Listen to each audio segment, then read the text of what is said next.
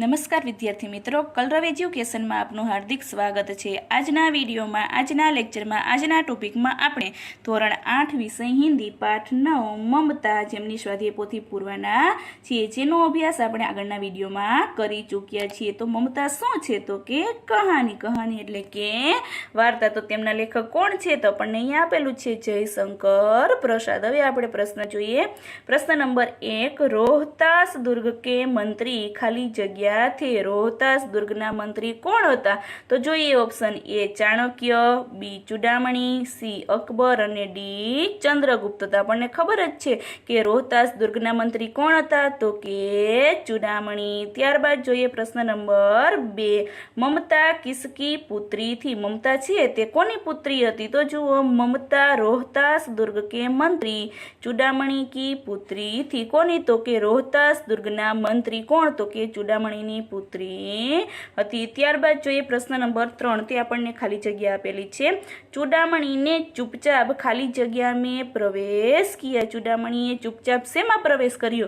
तो जोईए शेमा प्रवेश कर्यो? तो के प्रकोष्ठ। प्रकोष्ठ एटले शुं थाय? तो के भवननी जी बाजुनो रूम होय तेने शुं कहेवाय? तो के प्रकोष्ठ। त्यारबाद जोईए चौथुं, ते आपने साचुं खोटुं आपेलुं छे। तो ममता सोण के तीक्ष्ण गंभीर प्रवाह को देख रही थी। ममता छे सोण शुं छे? तो के नदीनुं नाम छे। तीक्ष्ण तो के तेज अने गंभीर एटले के वधारे ऊंडुं एनो प्रवाह जोई रही हती। तो के हाँ। तो वाक्य केवुं हशे? तो के साचुं। त्यारबाद जोईए प्रश्न नंबर 5, ते पण आपणे साचुं खोटुं आपेलुं छे।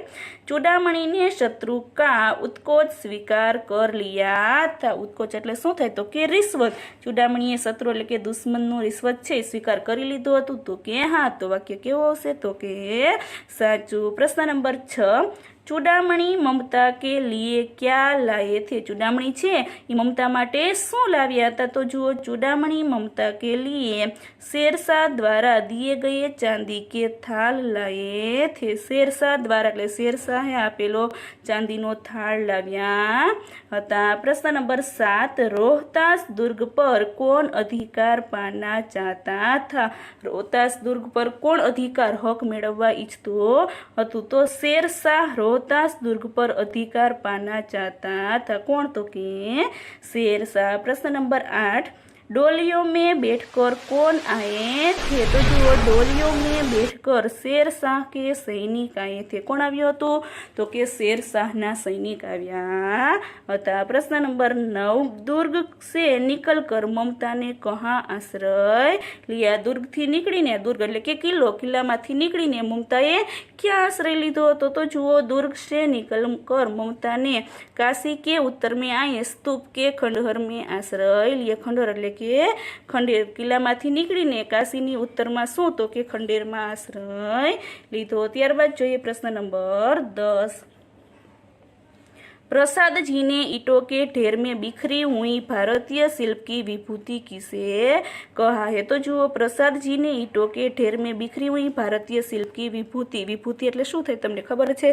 तो विभूति एटले के समृद्धि। काशी के उत्तर में स्थित धर्मचक्र विहार जो मौर्य और गुप्त सम्राटों की कीर्ति का निशान है, उसे कहा है? त्यारबाद जोईए प्रश्न नंबर 11, ममता की झोपड़ी में आश्रय मांगने कौन आया? ममतानी झोपड़ी में, झोपड़ी एटले के झूंपड़ी, झूंपड़ी में आश्रय मांगवा माटे कोण आव्युं हतुं? तो ममता की झोपड़ी में आश्रय मांगने 7 देश का नरेश शहशाह हुमायूं आया था। कौन? तो के हुमायूं आव्यो हतो। प्रश्न नंबर 12, ते आपणे साचुं खोटुं आपेलुं छे। ममता शेरशाह से बचकर निकल गई थी। ममता छे शेरशाह थी बचीने निकली गई हती। तो के वाक्य केवुं आवशे? तो के साचुं। त्यारबाद जोईए प्रश्न नंबर 13, चूडामणी ममता को स्वर्ण स्वीकार करने के लिए क्यों चाहते हैं? तो जुओ, क्योंकि सामंत वंश का अंत समीप था। समीप एटले के नजीक हतो। किसी भी दिन शेरशाह रोहतास दुर्ग पर अपना अधिकार कर सकता है। एटले कोई पण दिवसे शेरशाह छे ई रोहतासनो जे किल्लो हतो एना उपर अधिकार करी सके तेम हतो। जब उनके पास मंत्रित्व न रहेगा तब यह स्वर्ण ममता के काम आएगा। प्रश्न नंबर 14 જોઈએ, मुगल आश्रय क्यों चाहता था? तो जुओ, मुगल शेरशाह से रक्षा चाहता था। मुगल छे ई शेरशाह पासेथी शुं ईच्छतो हतो तो के रक्षा ईच्छतो हतो। वह युद्ध करते हुए बहुत थक गया था। ते युद्ध करता करता खूब ज थाकी गयो हतो। आगे चलने में असमर्थ था। उसके साथी पीछे छूट गए थे, इसलिए वह आश्रय चाहता था। ત્યારબાદ જોઈએ પ્રશ્ન નંબર 15 તે આપણને ખાલી જગ્યા આપેલી છે। तो क्या आपने शत्रु का खाली जगह स्वीकार कर लिया। तो शू तमे शत्रु एटले के दुश्मन नो शू स्वीकार कर्यो तो खाली जगह में आवशे उत्कोच। उत्कोच एटले के रिश्व। ત્યારબાદ જોઈએ प्रश्न नंबर 16 તે પણ આપણને ખાલી જગ્યા આપેલી છે। गौतम का उपदेश ग्रहण करने के लिए खाली जगह भिक्षु पहले मिले थे। कया भिक्षु तो के पंचवर्गीय। प्रश्न नंबर 17 ते आपने ऑप्शन आपेलो छे। ममता ने किस धर्म का पालन किया। ममताए कया धर्मનું પાલન કર્યું હતું તો જોઈએ 4 ઓપ્શન। ए अतिथि, बी ब्राह्मण, सी हिंदू और डी बौद्ध। तो આપણને ખબર જ છે મમતાએ કયા ધર્મનું પાલન કર્યું હતું તો કે એ અતિથि। ત્યારબાદ જોઈએ પ્રશ્ન નંબર 18। ममता ने मुगल को आश्रय क्यों दिया। ममताए मुगल ने आश्रय छे शा माटे आप्यो तो जुओ ममता ब्राह्मणी थी। ममता कोण हतुं तो के ब्राह्मणी हती। और अतिथि देव का सत्कार करना वह अपना कर्तव्य और धर्म समझती थी। अतिथि एटले के मेहमान। मेहमाननो स्वीकार करवो ए पोतानी धर्म कर्तव्य एटले के फरज समझती हती अने धर्म पण समझती हती। अपने कर्तव्य पालन की भावना से प्रेरित होकर ममता ने मुगल को आश्रय दिया। ત્યારબાદ જોઈએ પ્રશ્ન નંબર 19 તે આપણને ખાલી જગ્યા આપેલી છે। મમતા छिपने के लिए अधिक सचेष्ट हुई। सचेष्ट એટલે કે સાવધાન થઈ। वह ખાલી જગ્યા में चली गई। ક્યાં चली गई હતી તો કે મૃગદાવ। મૃગદાવ એટલે શું થાય તો કે शिकारियों से बचने के लिए मृगों के छिपने की जगह। ત્યારબાદ જોઈએ પ્રશ્न नंबर 20। ममता को प्रत्येक लड़ने वाले सैनिक से नफरत क्यों थी। ममता ने प्रत्येक એટલે કે દરેક જે લડતા હતા સૈનિક એને પ્રત્યે શા માટે નફરત હતી तो जुओ ममता को प्रत्येक लड़ने वाले सैनिक से नफरत थी क्योंकि प्रत्येक सैनिक में उसे वैसी ही क्रूरता, वही भीषण रक्त की प्यास और निष्ठुर प्रतिबिंब दिखाई देता है जो उसने शेरशाह में देखे थे। ત્યારબાદ જોઈએ प्रश्न नंबर 21। घोड़े पर सवार होते हुए पथिक ने मिर्जा से क्या कहा। એટલે ઘોડા પર સવાર થયેલા પથિક એટલે કે મુસાફરે મિર્જાને શું કહ્યું તો જુઓ ઘોડે પર સવાર होते हुए पथिक ने मिर्जा से कहा वह स्त्री कहाँ है। એટલે કે છે તે સ્ત્રી ક્યાં છે। उसे खोज निकालो। खोज એટલે કે તેને શોધી કાઢો। मिर्जा उस स्त्री को मैं कुछ न दे सका। उसका घर बनवा देना। विपत्ति में मैंने यहाँ विश्राम पाया है। ત્યારબાદ જોઈએ प्रश्न नंबर 22। ममता अब कितने वर्ष की हो चुकी थी। ममता છે અત્યારે કેટલા વર્ષની થઈ ગઈ છે તો આપણને તેમાં 4 ઓપ્શન આપેલા છે। એ 17, બી 17, સી 60 અને ડી 68। તો આપણને ખબર છે કેટલા વર્ષની તો કે બી 17 એટલે કે 70 વર્ષની। ત્યારબાદ જોઈએ પ્રશ્ન નંબર 23। किस बात से पता चलता है कि ममता सबके सुख दुख की सहभागिनी है। कया बात उपरथी આપણને ખબર પડશે કે મમતા છે એ બધાના સુખ દુઃખમાં सहभागिनी હતી तो જોઈએ ममता जब 70 वर्ष की वृद्धा हो जाती है तब उसका शरीर रोग का घर और जीर्ण बन जाता है। जीर्ण એટલે તમને ખબર છે શું તો કે વૃદ્ધ બની ગઈ છે। एक दिन जब उसकी तबीयत कुछ ठीक नहीं होती तब उसकी सेवा में गांव की कुछ स्त्रियां उसे घेर कर बैठ जाती है। एक दिन जब उसकी तबीयत एक दिवस જ્યારે તેની તબિયત સારી નહોતી ત્યારે તેની સેવામાં કોણ તો કે ગામની થોડી સ્ત્રીઓ છે તેને ઘેરીને બેસી ગઈ હતી। इससे पता चलता है कि ममता सबके सुख दुख की भागिनी थी। ત્યારબાદ જોઈએ પ્રશ્न नंबर 24।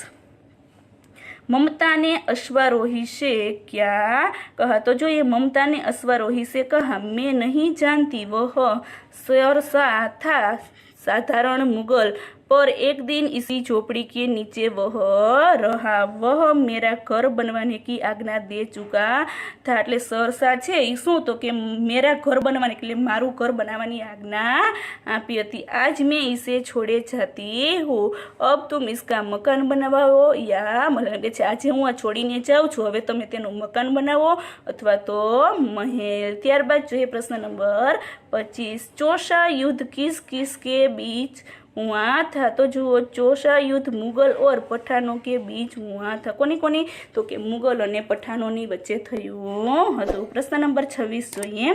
चौसा युद्ध की घटना को कितने वर्ष बीत चुके थे। કેટલા વર્ષ પસાર થઈ ગયા હતા તો જુઓ चौसा युद्ध की घटना को 47 वर्ष बीत चुके थे। प्रश्न नंबर 27 જોઈએ।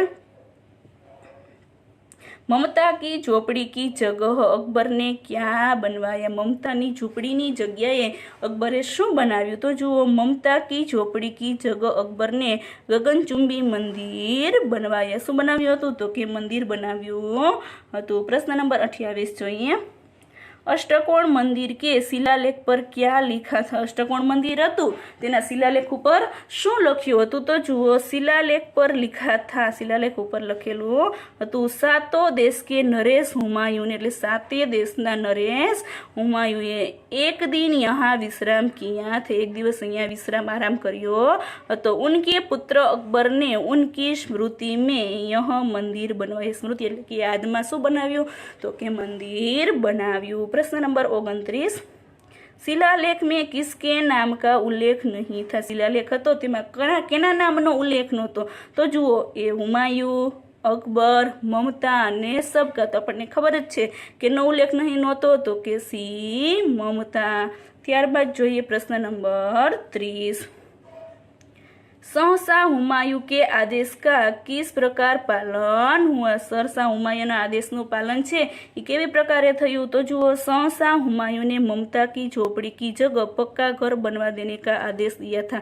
ममताની ઝૂંપડીની જગ્યાએ શું તો કે પાકું મકાન બનાવવાનો આદેશ આપ્યો હતો। हुमायूं के बाद उसका बेटा अकबर सहसा बना, उसने उस झोपड़ी की जगह एक अष्टकोणीय मंदिर बनवाया। તે ઝૂંપડીની જગ્યાએ શું બનાવ્યું તો કે अष्टकोणीय मंदिर बनाव्યું। उस पर एक शिलालेख लगाया गया जिसमें उसके निर्माता अकबर और हुमायूं का नाम अंकित था। ममता का कहीं नाम तक नहीं था। ममताનું ક્યાંય નામ પણ હતું નહીં। ત્યારબાદ જોઈએ પ્રશ્ન નંબર 31।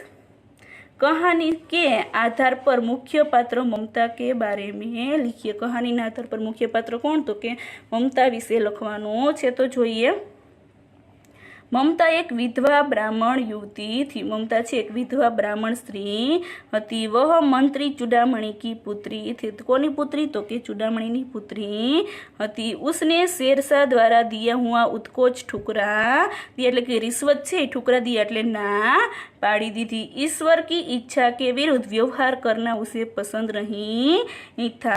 अतिथि को आश्रय देना वह अपना धर्म समझती थी। अतिथि એટલે કે મહેમાનને આશરો આપવો એ પોતાનું धर्म अथवा तो फरज समझती હતી। वह गीता का पाठ करती थी, ते गीतानो पाठ करती હતી। ममता आजीवन सबके सुख दुख की सहभागिनी रही थी। वह अत्यंत परोपकारी थी। वह लोभ और स्वार्थ से बहुत दूर थी। ત્યારબાદ જોઈએ પ્રશ્ન નંબર 32।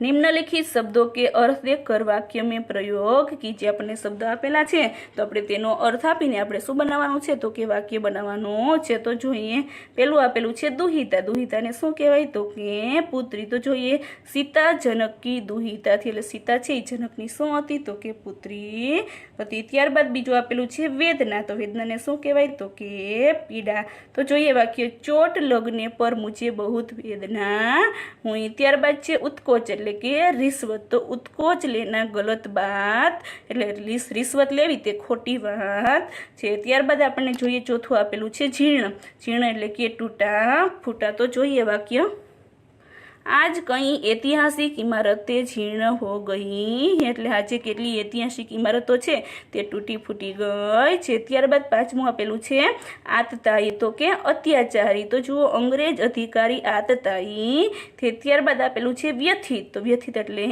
પીડિત, તો જોઈએ સરકારને ભૂકંપ से व्यथित लोगों की मदद કે એટલે સરકારે ભૂકંપથી જે પીડિત લોકો હતા તેની શું કરી તો કે મદદ કરી। ત્યારબાદ આપણને સાતમું ને છેલ્લું આપેલું છે વિભૂતિ, વિભૂતિ એટલે કે સમૃદ્ધિ, તો જોઈએ વાક્ય किसी भी राष्ट्र की विभूति की जिम्मेदारी उसके नागरिकों पर होती है। ત્યારબાદ જોઈએ પ્રશ્न नंबर 33।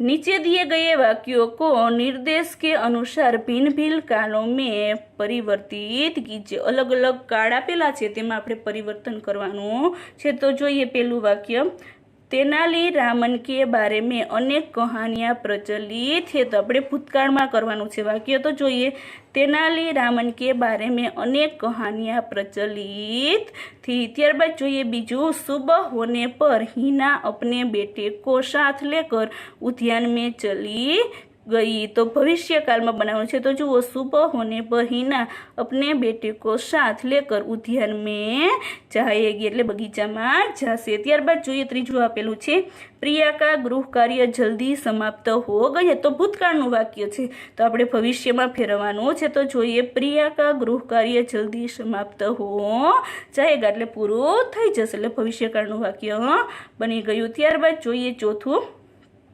હર્ષ આજ ઉપવાસ કરેગા, તો શેનું છે તો કે ભવિષ્યકાળનું છે તો ભૂતકાળમાં ફેરવવું હોય તો જોઈએ હર્ષને કલ ઉપવાસ કિયા થા। ત્યારબાદ મનોજ અક્ષર જાગતા રહેતા થા, તો વર્તમાનમાં તો મનોજ અક્ષર જાગતા રહેતા એટલે ક્રિયા ચાલુ છે એટલે વર્તમાન કાળ થાય। ત્યારબાદ જોઈએ છઠ્ઠું આપેલું છે મેં મૌન રહકર તુમ્હારી સેવા કરતા થા એટલે ભૂતકાળનું વાક્ય છે તો ભવિષ્યમાં ફેરવવું હોય તો મેં મૌન रहकर तुम्हारी सेवा करता रहूँगा। ત્યારબાદ જોઈએ પ્રશ્ન નંબર 34। नीचे दिए गए शब्दों में से संज्ञा सर्वनाम और विशेषण पहचान कर वर्गीकृत कीजिए। આપણને શબ્દ આપેલા છે તો આપણે સંજ્ઞા સર્વનામ અને વિશેષણમાં શું કરવાનું છે તો કે વર્ગીકૃત કરવાનું છે। તો જોઈએ હિમાલય, मुझे, खट्टा, तुम्हें, मैं, बड़ौदा, सपना, साबरमती, रमेश, सुंदर, छोटा, होशियार, हमारा, गुजरात, वह, तुम, कोमल ने परिश्रमी આપણને એટલા શબ્દ આપેલા છે તો આપણે સંજ્ઞા સર્વનામ અને વિશેષણમાં શું કરવાનું છે તો કે વર્ગીકરણ કરવાનું છે। આપણને પહેલો શબ્દ આપેલો છે હિમાલય, તો હિમાલય શું છે તો કે સંજ્ઞા। ત્યારબાદ આપણને આપેલું છે મુજે, મુજે શું છે તો કે સર્વનામ। ત્યારબાદ આપેલું છે આપણને ખટ્ટા, ખટ્ટા શું છે તો કે વિશેષણ છે એટલે શેમાં આવશે તો કે વિશેષણ। પછી આપેલું છે તુમ્હે, તો તુમ્હે શેમાં આવશે તો કે સર્વનામમાં। ત્યારબાદ આપણને આપેલું છે મેં, તો મેં શેમાં આવશે તો કે સર્વનામ। ત્યારબાદ આપેલું છે બડોદા, તો બડોદા આવશે સંજ્ઞામાં। ત્યારબાદ આપણને આપેલું છે સપના, સપના શું છે તો એ પણ સંજ્ઞા છે। ત્યારબાદ આપેલું છે સાબરમતી, તો તે શું છે તો પણ તે સંજ્ઞા છે। ત્યારબાદ આપેલું છે રમેશ, તો તે શું છે તો કે તે પણ સંજ્ઞા છે। ત્યારબાદ આપેલું છે આપણને સુંદર, તો સુંદર શું કહેવાય તો કે વિશેષણ એટલે શેમાં આવશે તો કે વિશેષણ। ત્યારબાદ આપેલું છે છોટા, તો છોટા પણ શું છે તો કે વિશેષણ। ત્યારબાદ છે હોશિયાર, તો એને શું કહેવાય તો કે વિશેષણ। ત્યારબાદ આપણને આપેલું છે હમારા, તો હમારા શેમાં આવશે તો કે સર્વનામમાં। ત્યારબાદ આપેલું છે ગુજરાત, તો ગુજરાત શું છે તો કે સંજ્ઞા છે એટલે તે સંજ્ઞામાં આવશે। ત્યારબાદ આપેલું છે વહ, તો વહ શેમાં આવે તો કે સર્વનામમાં એટલે શું આવશે તો કે સર્વનામમાં। ત્યારબાદ આપેલું છે તુમ, નામની જગ્યાએ જે શબ્દ હોય એને શું કહેવાય તો કે સર્વનામ, તો તું શેમાં આવશે તો કે સર્વનામમાં। ત્યારબાદ આપેલું છે કોમલ અને પરિશ્રમી, તો બંને શબ્દને શું કહેવાય તો કે વિશેષણ એટલે તે શેમાં આવશે તો કે વિશેષણમાં। ત્યારબાદ જોઈએ પ્રશ્ન નંબર 35। निम्नलिखित मुहावरों के अर्थ लिख कर वाक्य में प्रयोग कीजिए। આપણને અહીંયા મુહાવરે આપેલા છે તો આપણે તેનો અર્થ લખીને વાક્ય બનાવવાનું છે। તો જોઈએ પહેલું हृदय धक धक करना, तो के घबराना। तो जुओ मेरे सामने शेर आने पर मेरा हृदय धक धक करने लगा। ત્યારબાદ જોઈએ બીજું बात बढ़ना એટલે झगड़ा होना એટલે झगड़ो थवो। तो જોઈએ वाक्य वस्तु के दाम को लेकर ग्राहक और दुकानदार के बीच बात बढ़ गई। ત્યારબાદ જોઈએ તલવારે ખીંચના, તો લડને કે લીએ તૈયાર હોના એટલે લડવા માટે તૈયાર થવું। તો જોઈએ રાની લક્ષ્મીબાઈને અંગ્રેજો કે સામને તલવારે ખીંચ લી। ત્યારબાદ ચોથું આપેલું છે હોઠ કાટના, તો ક્રોધ વ્યક્ત કરના। તો જોઈએ मीरा के परीक्षा में कम नंबर आने पर उसके पिताजी ने होठ काट लिया। ત્યારબાદ આપણને આપેલું છે પાંચમું જોઈએ गला सूखना, तो प्यास लगना, तो धूप में अत्यधिक चलने के कारण मेरा गला सूख એટલે વધારે ચલવાને કારણે મારું ગળું છે તે સુકાઈ ગયું। ત્યારબાદ છઠ્ઠું આપેલું છે બ્રહ્માંડ ઘૂમને लगना, तो चक्कर आना, तो मेले में अधिक भीड़ के कारण उसके सामने ब्रह्मांड घूमने लगा। ત્યારબાદ સાતમું આપેલું છે ભાગ્ય કા ખેલ હોના, તો જૈસા ભાગ્ય में लिखा है वैसा होना એટલે જેવું ભાગ્યમાં લખેલું છે તેવું થાય। તો જુઓ अमीर या गरीब होना व्यक्ति के भाग्य का खेल है। ત્યારબાદ આઠમું ને છેલ્લું આપેલું છે ચીર વિશ્રામ ગૃહ में जाना, तो मृत्यु होना। तो જોઈએ વાક્ય मेरे दादाजी हृदयाघात के कारण चीर विश्राम गृह में चले गए। ત્યારબાદ જોઈએ પ્રશ્ન નંબર 36 निम्नलिखित कहानी एक वचन में है, इसे बहुवचन में लिखिए। આપણને અહીંયા કહાની આપેલી છે, કહાની એક વચનમાં છે તો આપણે તેને બહુવચનમાં કરવાની છે। તો જોઈએ एक चिड़िया पेड़ पर रहती थी, तो अनेक चिड़िया पेड़ों पर रहती थी। ત્યારબાદ उसका घोंसला जंगल के पास था, तो उनके घोंसले जंगल के पास थे। ત્યારબાद घोंसले में उसके 3 बच्चे थे, तो घोंसलों में उनके 3 बच्चे थे। ત્યારબાદ જોઈએ वह अपने बच्चों के साथ रहती थी, तो वे अपने बच्चों के साथ रहती थी। एक दिन एक शिकारी वहाँ आया, तो एक दिन एकनी जगह कई शिकारी वहाँ आयानी जगह आए। वह चिड़िया को मारना चाहता था, तो वहनी जगह वे चिड़ियों को मारना चाहते थे। चिड़ियों ने बच्चों को घोंसले में सिर नीचा कर बैठने को कहा, तो चिड़ियों ने बच्चों को घोंसले में सिर नीचा कर बैठने को कहा। ત્યારબાદ જોઈએ वह खुद वहाँ से उड़ गई और पत्तों में छिपकर बैठ गई, तो वहनी जगह वे खुद वहाँ से उड़ गई और पत्तों में छिपकर बैठ गई। ત્યારબાદ છેલ્લું વાક્ય આપેલું છે शिकारी चिड़िया को न देख वहाँ से चला गया, तो शिकारी चिड़ियों को न देख वहाँ से चले गए। ત્યારબાદ જોઈએ પ્રશ્ન નંબર 37 રૂપરેખા કે આધાર પર કહાની લીખીએ। રૂપરેખા એટલે કે આપણને અહીંયા મુદ્દા આપેલા છે એના આધારે શું લખવાનું છે તો કે કહાની લખવાની છે। તો જોઈએ પહેલા આપણે મુદ્દા एक निर्दयी राजा, गुलाम को दंड, गुलाम का जंगल में भाग जाना, सिंह से भेंट, सिंह के पैर से कांटा निकालना, सिंह से मित्रता, गुलाम की गिरफ्तारी, फांसी की तैयारी, उसे भूखे सिंह के सामने छोड़ना, सिंह का स्नेहपूर्ण व्यवहार, दोनों की रिहाई અને છેલ્લે આપેલું છે શીખ। હવે જોઈએ આપણે કહાની કૃતજ્ઞતા અથવા સિંહ ઓર ગુલામ। વાર્તાનું નામ શું છે તો કે કૃતજ્ઞતા અથવા સિંહ ઓર ગુલામ। હવે જોઈએ કહાની